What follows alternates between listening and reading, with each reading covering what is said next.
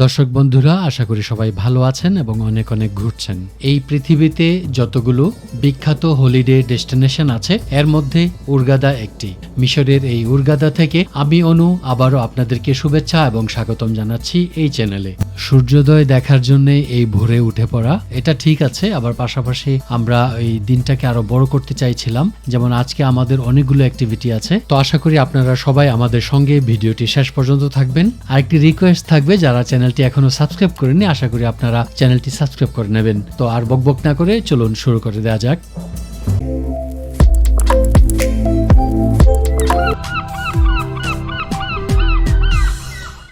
Astoria হোটেলের breakfast. এখন ব্রেকফাস্টে এসেছি, শেষে দেখা যাক কি কি আছে এখানে। সব পেস্ট্রি,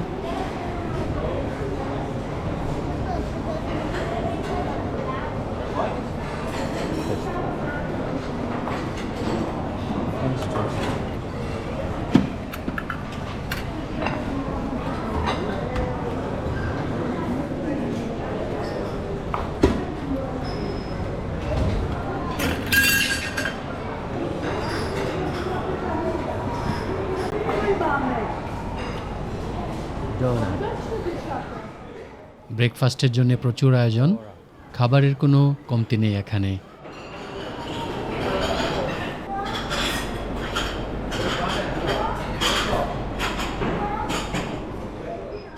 এই রেস্টুরেন্টের খাবারের বৈচিত্র্য আর মান আমাকে মুগ্ধ করেছে। খাবারের স্বাদ যেমন চমৎকার, তেমনি হাইজিন এবং পরিচ্ছন্নতার মানও ছিল বেশ উন্নত। হোটেলটি বড় হওয়ায় রেস্টুরেন্টে বেশ ভিড় শোরগোল ছিল, তবে সেটা মানিয়ে নেওয়ার মতোই।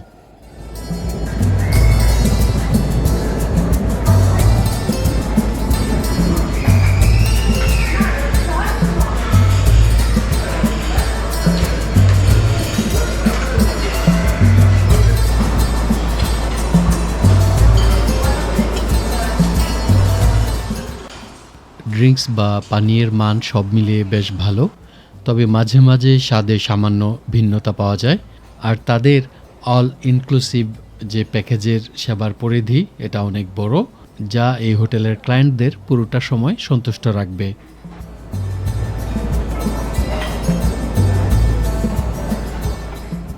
অ্যাস্টেরিয়ার এই ব্রেকফাস্ট বুফেতে আমার কাছে সবচেয়ে সুন্দর লেগেছে এই চিজ বারটি। অনেক ধরনের চিজ দিয়ে বানানো হয়েছে, সাজানো হয়েছে এই বার।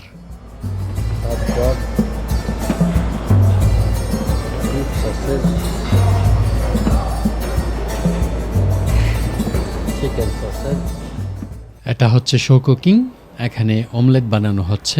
আমার অভিজ্ঞতার প্রতিটি রিসোর্টে, প্রতিটি 5 স্টার হোটেলে আমি দেখেছি যে সকালে নাস্তায় অমলেটগুলি যারা বানায় ওনারাই সবচেয়ে বেশি ব্যস্ত থাকেন, সবচেয়ে বেশি চাপে থাকেন, অনেক ডিমান্ড থাকে অমলেটের। তারপরেও ওনারা হাসিটা ঠোঁটে ধরে রাখেন, এটা অনেক বড় ব্যাপার। দর্শক বন্ধুরা, নাস্তার পরে এখন আমাদের গন্তব্য হচ্ছে স্নোরক্লিং। কোনো গাইড থাকবে না। গতকাল দেখলাম যে অনেকে নিজ উদ্যোগে করছেন, তো ভাবলাম যে আমরাও নিজেরা নিজেদের উদ্যোগেই করব, আমরা কোনো গাইড নেব না।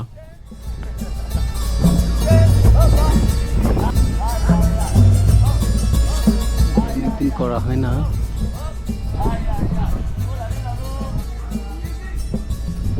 ইয়েস,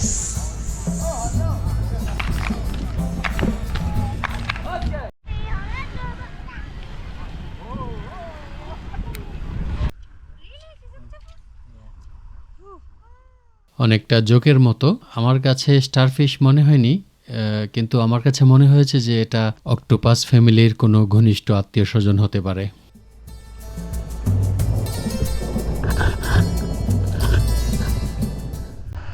এরা আসলে এখানে বাস করে, পানি সরে যাওয়াতে এরা সরতে পারছে না। ভাটার টানে পানি অনেক দূরে সরে গেছে, যদিও গতকালকে যখন এসেছিলাম তখন দেখেছি যে পানি এ পর্যন্ত ছিল। এখন অনেক দূর হেঁটে যেতে হবে।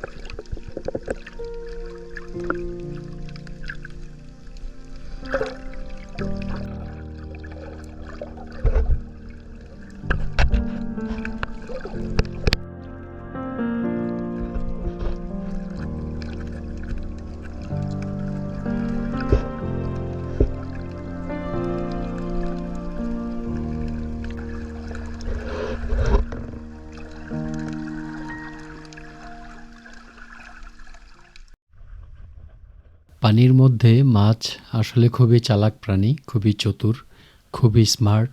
আপনার নাকের সামনে দিয়ে যাবে কিন্তু আপনি ধরতে পারবেন না। বন্ধুরা, দারুণ একটা সময় কাটানোর পর এখন আমরা যাচ্ছি উরগাদা ডাউনটাউনে মাছ খেতে। উরগাদা হচ্ছে সরাসরি রেড সির উপকূলে অবস্থিত একটা শহর। এই রেড সি হচ্ছে বিশ্বের সবচেয়ে বৈচিত্র্যময় এবং পরিষ্কার জলজ ইকোসিস্টেমগুলোর মধ্যে অন্যতম।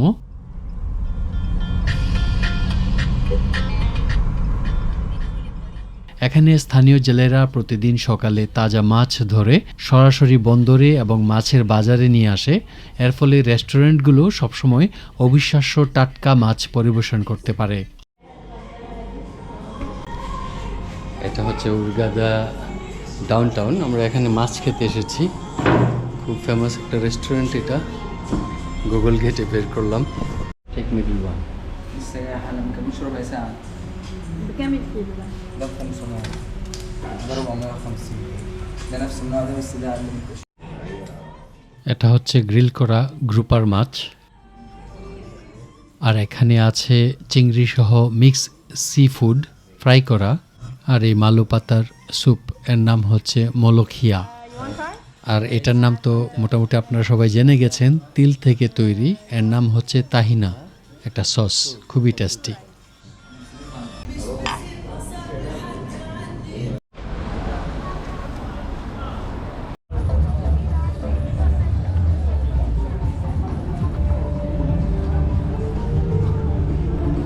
এটা হচ্ছে উরগাদার মেরিনা, খুব কালারফুল মেরিনা এটা। চারদিকে সুন্দর আলোকসজ্জা। হুরগাদা শহরের সবচেয়ে আধুনিক এবং প্রাণবন্ত পর্যটনগুলির মধ্যে অন্যতম এই জায়গাটা।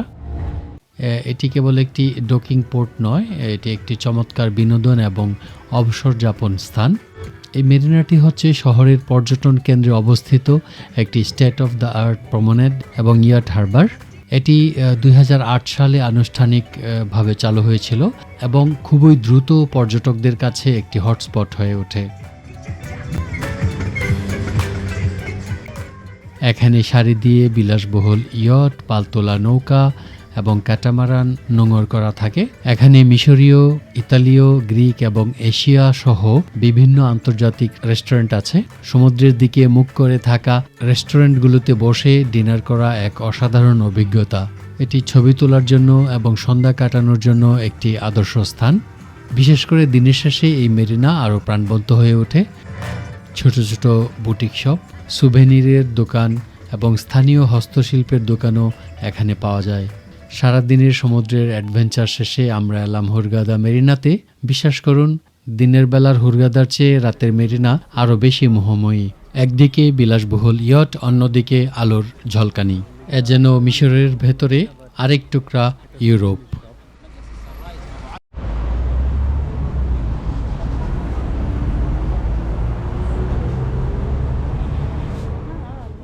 এটি হচ্ছে একটি লোকাল বেকারি।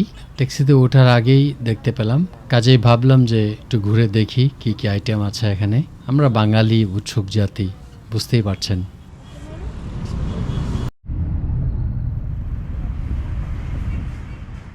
কনফেকশনারি আইটেমগুলো দেখতে সুন্দর হলেও ময়দা আর খাবার সোডার ব্যবহার করা হয়েছে প্রচুর। ডাউনটাউনের লোকাল একটা বেকারি। আইটেমগুলোর মান মোটেও আমার প্রত্যাশা অনুযায়ী না।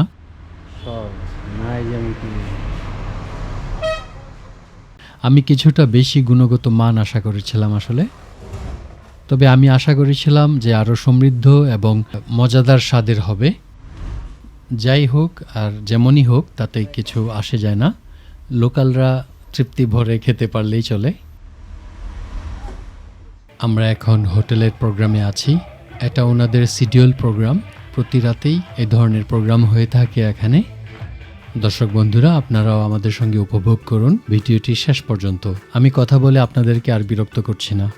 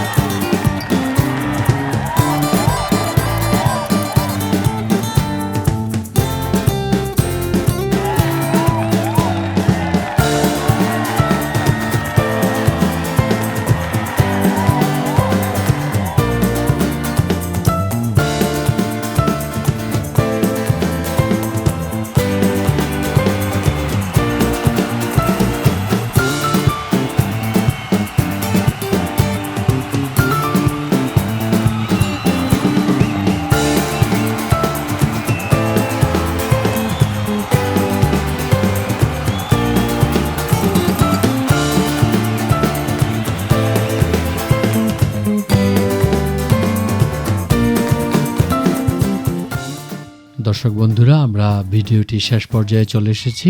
শেষ পর্যন্ত দেখার জন্য সবাইকে ধন্যবাদ। আপনি জানেন কি, আপনার একটা লাইক আর ছোট্ট কমেন্ট আমাকে পরের গল্প বানাতে উৎসাহ দেয়। চ্যানেলটি যদি এখনও সাবস্ক্রাইব করে না থাকেন তবে আমাকে উৎসাহ দেওয়ার জন্য অন্তত সাবস্ক্রাইবটা করে ফেলুন। দেখা হচ্ছে আগামী এপিসোডে। সবাই সুস্থ এবং সুন্দর থাকুন।